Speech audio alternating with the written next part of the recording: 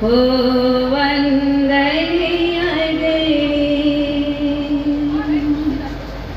हो वंदनीय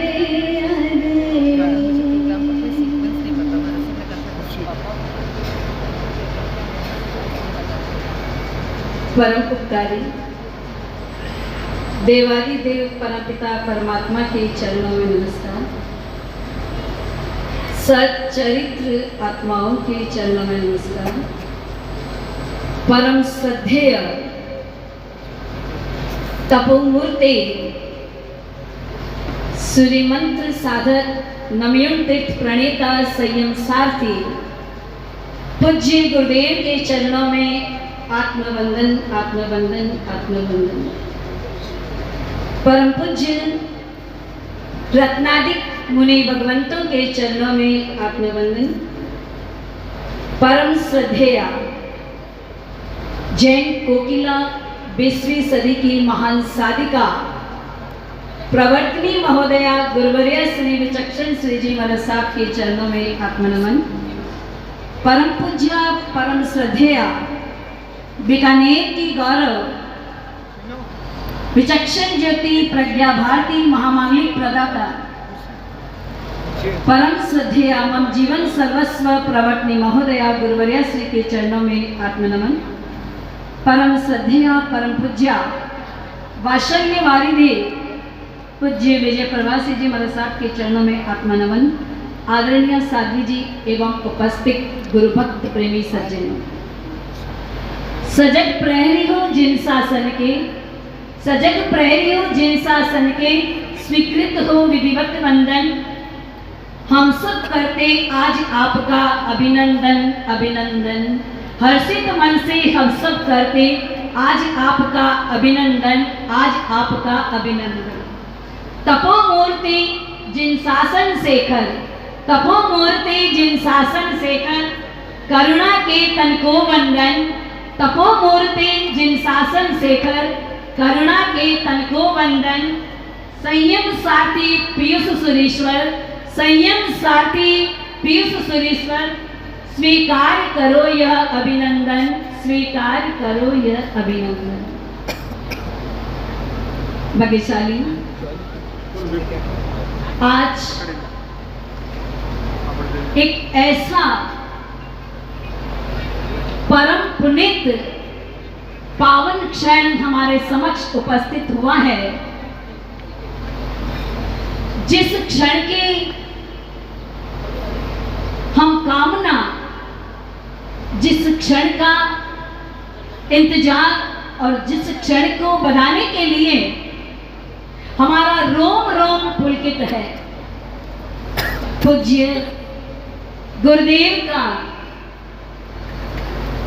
16 उपवास सहित सूर्य मंत्र की ये पंचम पीठिका और उसकी साधना और साधना किस प्रकार से गुरुदेव ने संपन्न की, आज हम प्रत्यक्ष रूप से गुरुदेव को निहार रहे हैं, गुरुदेव के दर्शन कर रहे हैं और गुरुदेव के उस तेजों में,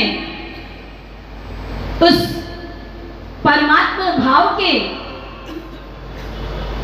उस अविचल यात्रा के पथिक,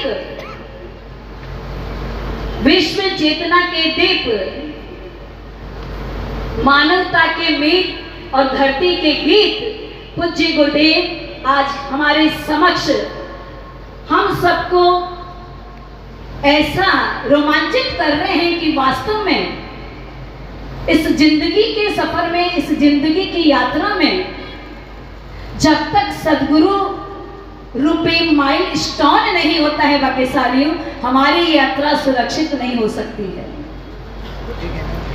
अंधकार का समय हो, रात्रि का अंधकार हो और मार्ग पर यदि हम चल रहे हैं, उस अंधकार में मार्ग दिखाई नहीं देता है, लेकिन जैसे ही प्रातःकाल होता है और उस प्रभात में हम उस मार्ग को देखने लग जाते हैं, उस समय कई बार हमारे साथ ऐसा होता है पद यात्रा में कि जब हमें मार्ग दिखाई देने लगता है और उस समय कई बार ऐसी परिस्थितियां आ जाती हैं कि मार्ग 2, 3, 4 नजर आते हैं और उस पीरियड में हम कौन से मार्ग का चयन करें, किधर जाएं।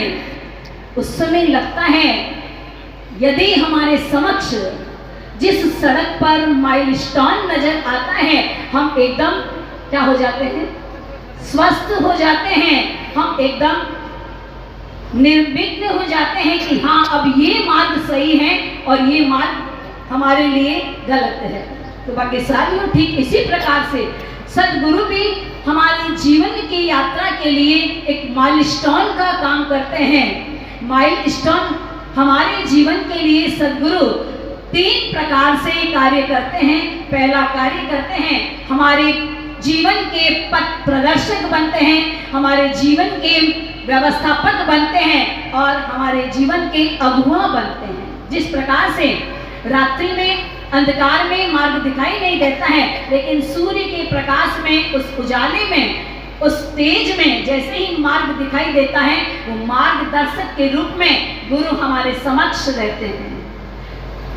जब मार्ग दिखाई देता है उसके बाद में कौन से मार्ग पर आरूढ़ होना, कौन से मार्ग की ओर हमारे कदम बढ़ाना, वो कार्य उस समय सदगुरु करते हैं। माइलस्टोन के रूप में गुरुदेव बताते हैं कि ये मार्ग सही है और ये मार्ग गलत है। तो हमारे मार्ग के व्यवस्थापक होते हैं उस समय हमारे सदगुरु।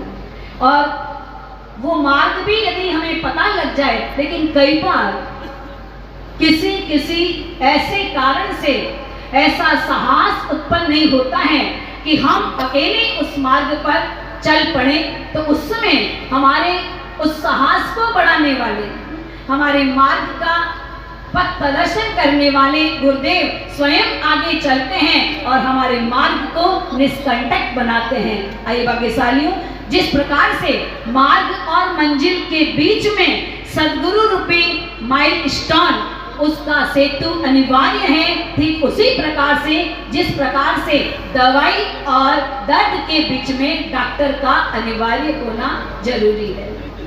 जिस प्रकार से दवाई और दर्द के बीच में डॉक्टर की उपस्थिति, डॉक्टर का होना अनिवार्य है, ठीक इसी प्रकार से जीवन के मार्ग में और जीवन की मंजिल में बीच में हमारे सदगुरु होने अनिवार्य है। चींटी कितना छोटा प्राणी होती है, लेकिन वो चींटी यदि बीकानेर से शत्रुंजय की यात्रा करना चाहे, कितने जन्म लगेंगे उसको, कितने जन्म लगेंगे, कितने जन्म लेने पड़ेंगे बीकानेर से शत्रुंजय की यात्रा के लिए उस चींटी के प्राणी को। और वही चींटी यदि कोई भाग्यशाली शत्रुंजय की यात्रा के लिए यहाँ से प्रस्थान करता है और उसके वस्त्र पर वो चींटी लग जाती है, चढ़ जाती है, अपना स्थान ग्रहण कर लेती है, 1.5 या 2 दिन में ही वो चींटी शत्रुंजय की तीर्थ यात्रा कर सकती है। भाग्यशालियों, ठीक इसी प्रकार से हमारे जीवन में भी हम उस मोक्ष मंजिल को, उस भव सागर को अपनी शक्ति से पार नहीं कर सकते हैं। इच्छा होते हुए भी हमारा वो सामर्थ्य नहीं रहता है कि हम उस भव सागर को पार सकें, उस मोक्ष मंजिल को प्राप्त कर सकें। लेकिन यदि हमारी समझदारी है, हमारा विवेक है, हमारा समर्पण भाव है, तो हम यदि सदगुरु का सानिध्य प्राप्त कर लें, सदगुरु का हाथ पकड़ लें और सदगुरु के द्वारा बताया गया जो सन्मार्ग है उसे श्रद्धा से स्वीकार कर लें, तो निश्चित तौर से हमारी भी ये यात्रा सीमित और अल्प हो सकती है। आज हम पूज्य गुरुदेव की साधना को नमन करते हैं। गुरुदेव की साधना को बारंबार हम बताते हैं कि गुरुदेव वास्तव में आपने इस जिन शासन में एक ऐसा अद्भुत कार्य किया है, शायद मुझे तो मेरी समझ से